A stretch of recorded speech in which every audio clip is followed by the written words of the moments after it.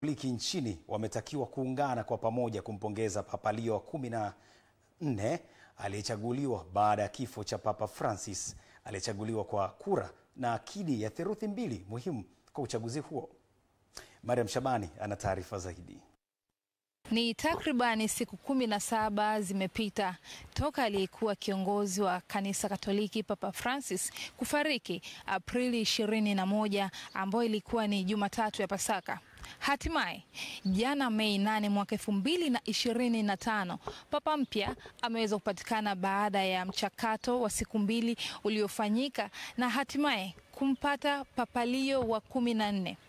EATV imefika katika ofisi za makao makuu ya Baraza la Maaskofu Katoliki hapa, nao wanaelezea namna ambavyo wamempokea Papa Leo wa 14.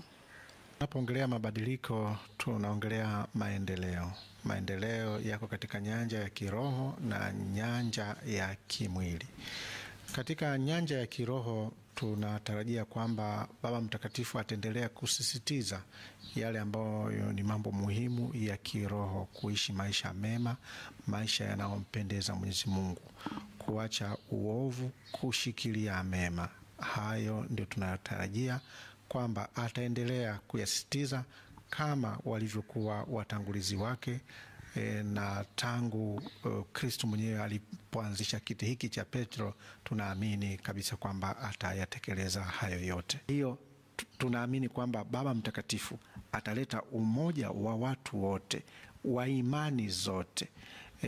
Kwa hiyo hatutegemei kwamba kutakuwa na mgawanyiko au kuna mtu ambaye atamchukia Baba Mtakatifu kwa sababu labda yeye ni Mkatoliki au nini.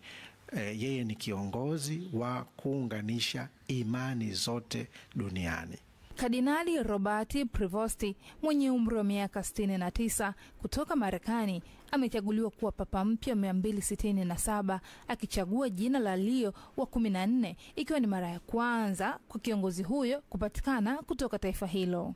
Papa Leo wa 14 mara baada ya kutoka kwenye dirisha la baraka aliwashukuru makardinali waliomchagua wakati wa mkutano na kutoa baraka kwa umati uliofurika kwenye uwanja wa Mtakatifu Petro ambao wakati wote ulikuwa ukishangilia. Aidha, Papa Leo wa 14 alitoa ujumbe wa amani akisema, Mungu anatupenda sote bila masharti. Ubinadamu unamhitaji Kristo kama daraja la kufikiwa na Mungu na upendo wake. Tusaidie na tusaidiane kujenga madaraja.